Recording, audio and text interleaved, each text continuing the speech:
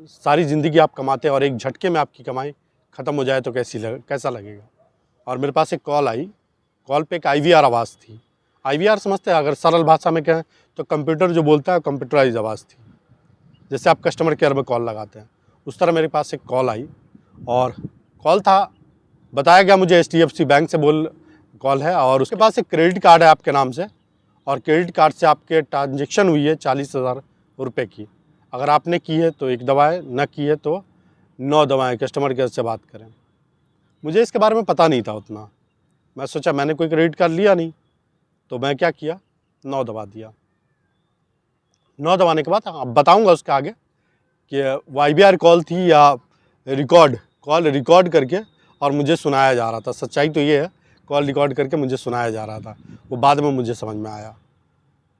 उसके बाद एक लड़की कॉल उठाती है और लड़की कॉल उठाने के बाद बोलती है कि आपका नाम क्या है। मैं बताया कि मेरा नाम ये है। तब तक मैं नहीं समझ पाया था कि ये मेरे पास जो मेरे पास कॉल आई है ये फ्रॉड कॉल है, फेक कॉल है, क्योंकि नॉर्मल कॉल थी।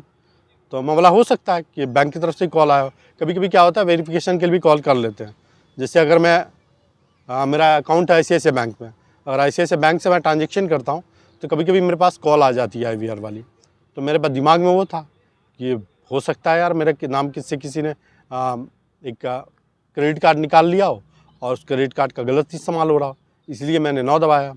ठीक है, IVR कॉल गई, मेरा एक लड़की उठाई और लड़की बोलती है नाम क्या है। मैंने बताया कि ये नाम है मेरा। तो बोला आपके नाम से क्रेडिट कार्ड है, क्रेडिट कार्ड का लास्ट का 4 डिजिट बताया। बोला ठीक है, बताओ क्या करना है, इसका बंद कराना मेरे को। पहले पूछा आपका क्रेडिट कार्ड है। बोला नहीं है मेरे पास कोई क्रेडिट कार्ड, मैंने तो कोई क्रेडिट कार्ड लिया ही नहीं। बोला अच्छा, कोई क्रेडिट कार्ड नहीं लिया। बोला नहीं। तो बोला फिर तो आपके साथ फ्रॉड हुआ है। बोला हाँ भाई, मेरे साथ धोखाधड़ी हुई है। तो उसने कहा ठीक है, मैं आपका कार्ड बंद कर देती हूँ और आप बैंक चले जाइए या फिर आप बोलिए तो मैं साइबर क्राइम में आपका कॉल ट्रांसफ़र कर देती हूँ। ये मेरे से थोड़ी गलती होगी कि साइबर क्राइम में कॉल ट्रांसफ़र नहीं होता, उसके लिए अलग नंबर होता है। बैंक वाला ट्रांसफ़र नहीं करता, बैंक वाला खुद ही कंप्लेन रजिस्टर कर लेता है। और ये मेरे से थोड़ी गलती हो गई।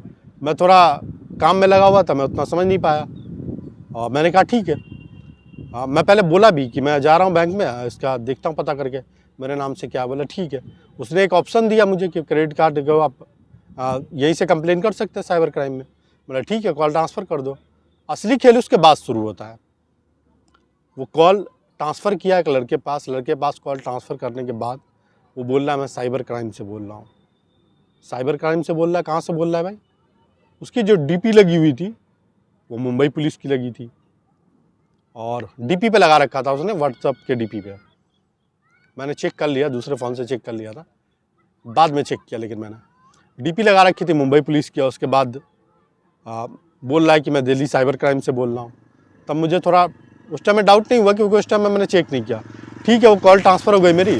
कॉल ट्रांसफ़र होने के बाद वो पूछने लगा कि आपका क्या हुआ। मैं बोला ऐसी बात थी, प्रॉब्लम था, तो मुझे कंप्लेन करना है, FIR करनी है मुझे। बोला ठीक है, रजिस्टर कर लेते हैं। बोला आधार नंबर बताइए, पेन नंबर बताइए। मैं यहाँ पे गलती हो गई मेरे से कि मैंने आधार नंबर और पेन नंबर उसको दे दिया।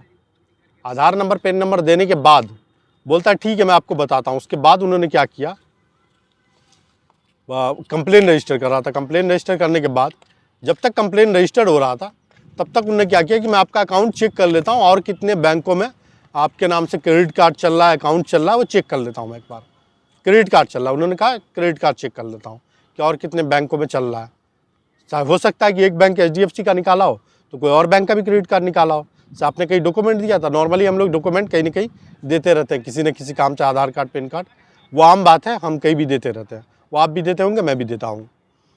तो मुझे लगा कि हाँ मैंने एक जगह दिया है करंट में। तो बोला वहीं धोखा हो गया आपके साथ। बोला हो सकता है भाई, क्योंकि एक हाथ से दूसरे हाथ में, दूसरे से तीसरे हाथ में डॉक्यूमेंट जाता रहता है। तो बोला ठीक है मैं चेक कर लेता हूँ कि आपके नाम से और कितने क्रेडिट कार्ड है। मैं बोला चेक कर लो। मेरे को पूछा कौन कौन सी बैंक में आपका अकाउंट है। मैं बोला 2 बैंकों में अकाउंट है। मैंने डॉक्यूमेंट 2 बैंकों का अकाउंट का नाम बताया कि इस बैंक में मेरा अकाउंट है, तो ICICI बैंक और बैंक ऑफ इंडिया में। बोला अच्छा 2 बैंकों में अकाउंट है, ठीक है। कोई क्रेडिट कार्ड? मैं बोला कोई क्रेडिट कार्ड नहीं है मेरे पास। कोई लोन? मैं बोला लोन नहीं है मेरे पास। बोला पहले था, अब नहीं है लोन। बोला ठीक है। वो बोला जब तक मैं कंप्लेंट रजिस्टर करा देता हूँ और मैं अपनी टीम से चेक भी करा लेता हूँ एक बार। बोला ठीक है चेक करा लीजिए। असली खेल यहाँ पे शुरू हुआ। चेक कराने के बाद उसने क्या किया, वहाँ पे मेरे पास बोलता है कि आप चेक कराने के बाद जब आया ना, बोला हाँ आपकी डिटेल आ गई है मेरे पास, मैंने चेक कर लिया आपकी डिटेल आ गई है मेरे पास। बोला अच्छा बताओ क्या डिटेल आई है।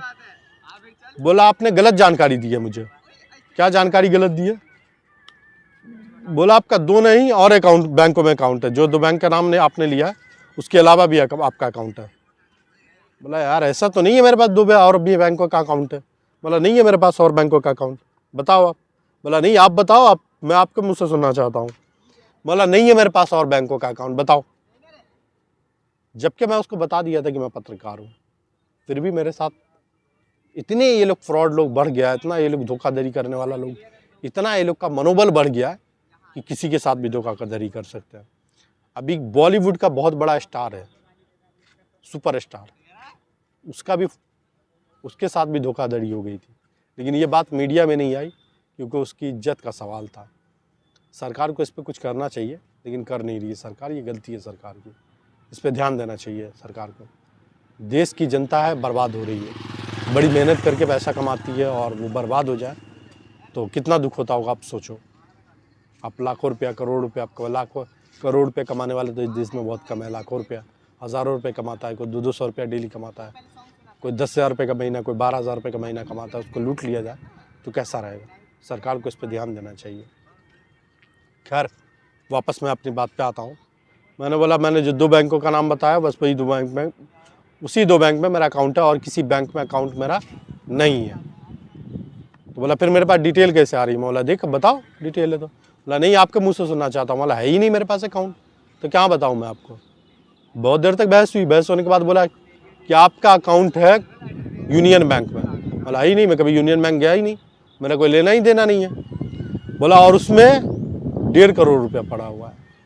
मैं सुन के सन्न हो गया पूरा कि 1.5 करोड़ पड़ा हुआ है। अब मेरे को बोला कि उसमें मनी लॉन्ड्रिंग का केस बनता है आपके ऊपर, और उस टाइम में केजरीवाल का मुद्दा बहुत उठा हुआ था, मनी लॉन्ड्रिंग वाला।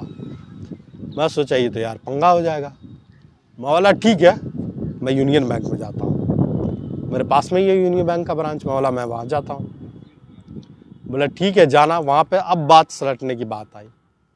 अब बोला कि कितना आपके बैंक में अकाउंट में पैसे हैं, क्या है।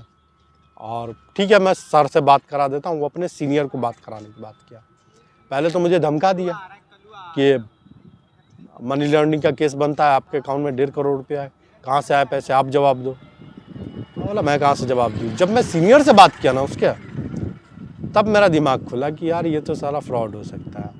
दिल्ली साइबर क्राइम से बोल रहा हूँ, साइबर क्राइम पुलिस हूँ। और भाषा जो थी उसकी थोड़ी बंगाली टाइप की थी, यानी एक बंगाली हिंदी बोलेगा या आसामी हिंदी बोलेगा तो कैसी हिंदी बोलता है। मैं हिंदी बोला, मैं बिहार का हूँ, मैं हिंदी बोलता हूँ तो कैसी बोल रहा हूँ। और आसाम का लोग या बंगाल का लोग अगर या उड़ीसा का लोग हिंदी बोलता है तो वो कैसा बोलता है, तो वैसी हिंदी बोल रहा था। तब मुझे थोड़ा डाउट हुआ कि ये हो सकता है फ्रॉड है। मैंने उसके डीपी पे क्लिक किया, डीपी पे क्लिक करके देखा तो ये मुंबई पुलिस लिख रखा है और बोल रहा है कि मैं दिल्ली क्राइम ब्रांच से बोल रहा हूँ। बोला मेरे सीनियर से बात कर लो। मेरे दिमाग में तो खटक गया था कि ये धोखेबाज है। तो उसके बाद मैंने उसके सीनियर से बात किया। सीनियर से बात करने के बाद ही मुझे सब कुछ पता चल गया। उसका सीनियर मांडवाली करने के चक्कर में लगा हुआ। मैं उसके सीनियर को जब मैं समझ गया था तो मैं उसको हल्के में ले लिया, मजाक में ले लिया, हंस रहा था, मैं हंस करके बात कर रहा था। वो बड़ा गुस्सा हो गया उसके सीनियर। गुस्सा आने के बाद बोल रहा है कि अभी इसके थाने में, अभी इसके लोकल थाने में फ़ोन करो, लोकल थाने में बोलो इसको उठाए, अभी इसके मनी लॉन्ड्रिंग का केस है, इसको अंदर डालो, इतने दिन के लिए अंदर जाएगा, उतने दिन के लिए अंदर जाएगा, इसके ऊपर केस लगाओ मनी लॉन्ड्रिंग का, भेजो को इसके लोकल पुलिस को, उठवाओ इसको जल्दी तुरंत, इसको कहाँ से इसके पास इतना पैसा आया। मैं तो समझ चुका था कि ये कौन लोग है। उसके बाद मैंने बोला तेरी औकात है तो आके उठा ले, मैं पत्रकार हूँ, अगर किसी एक बाप की औलाद है तो आके मुझे उठा ले। सच में अगर तुझे तेरी माँ ने एक बाप से पैदा किया ना, आकर के मुझे उठा ले, तुझसे मैं मिलना चाहता हूँ। तू क्या, तेरा बाप भी मेरे से फेस टू फेस मिल नहीं सकता, तेरे आने वाली नस्ल भी नहीं मिल सकती, और तू जितने नस्ल से चल के आ रहा है वो भी मुझसे फेस टू फेस नहीं मिल सकता। मैं फिर अपने रंग में आ गया, पत्रकारों वाले रंग में, क्योंकि मैं भांप लिया था इनको। पत्रकारों वाले रंग में आ गया। यानी पूरा इन लोगों का पूरा सिस्टम बना हुआ था। जूनियर है, उसके ऊपर सीनियर है, उसके ऊपर सीनियर है, और खुलेआम काम कर रहा है। इंडियन नंबर से कॉल कर रहा है, नॉर्मल नंबर से कॉल कर रहा है, लाइव फेस फ़ोटो होता है, उसके बाद एक नंबर मिलता है। फिर भी ये लोग को कहाँ से नंबर मिल जाता है? कौन देता है इन लोगों को नंबर? सरकार को इस पर ध्यान देना चाहिए। लोग बर्बाद हो रहे हैं, बेरोज़गारी है, ये लोग ऐसे काम कर रहे हैं। आजकल जामताड़ा एक टाइम में था कि जामताड़ा बहुत फेमस था, आज भी है जामताड़ा में ये सब होता है। उसके बाद हरियाणा का ये क्या, हरियाणा में भी एक ज़िला है, और यहाँ पे हरियाणा के ज़िला, और उसके बाद राजस्थान हरियाणा के लड़के भी इसमें कूद पड़े। सरकार को इस पर थोड़ा ध्यान देना चाहिए। किसी को डरा रहे हो, धमका रहे हो, मेरी जगह कोई और होता मैं नहीं समझ पाता। लोग ऐसे ऐसे लोग हैं जो इतना डिप्रेशन में आ जाते हैं, इतना परेशान करते हैं लोग, इतना टॉर्चर करते हैं लोगों को कि लोग अपनी जान तक ले लेते हैं। इतना ये लोग हरासमेंट करते हैं।